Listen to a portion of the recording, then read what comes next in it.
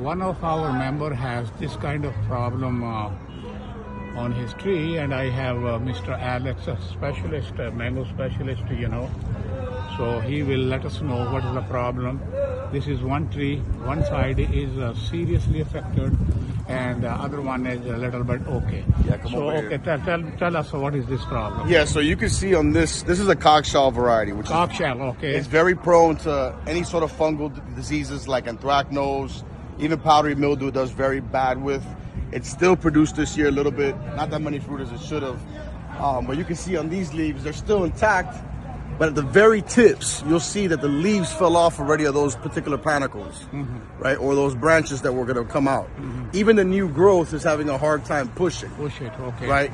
Now this side, not knowing whether it's the sun or just maybe this particular side of the tree has had an issue. This side has more of a bacteria.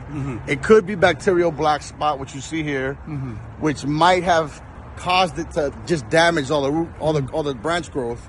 But you can clearly see here that the leaves did exactly what you see the tip there at the top where it's still trying to push, but it's a little healthier there than it is over here. This side completely died out. And they should be removed. They should be removed, exactly. Yeah. Now, this particular plant does not get, this is strictly organic, doesn't get anything whatsoever. All it's ever had in the past was compost tea, with a mixture of a 011 1 and then chicken manure, which is 2-2 1. Also some fish emulsion and earthworm castings, which is a very small amount of nitrogen. I try to avoid nitrogen at all times with mangoes. And my people, I don't know why they love so much nitrogen. Well, because the standard comes from the nursery business, right? So the nurseries, their job is to put the plants in the pot, make them look pretty for sale. I know, but you can't use that for the farming aspect. But they give nitrogen to big trees, Yeah, you shouldn't. Producing trees. Well, because remember, everybody thinks phosphorus is only for producing fruit, but it also helps produce bark.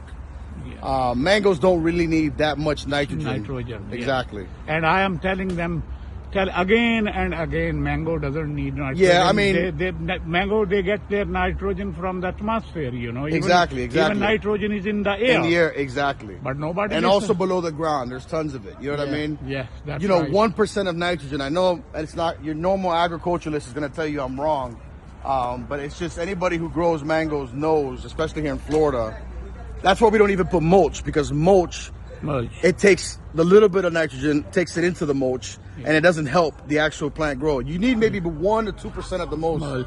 And the nitrogen I use is like earthworm castings or fish emulsion. You know what I mean? That's the most that I do. I didn't shave anything, so I'm sorry. But yeah, I just think what you guys have going on as a bacteria. I wish I could see the picture a little bit better. It's a little far back.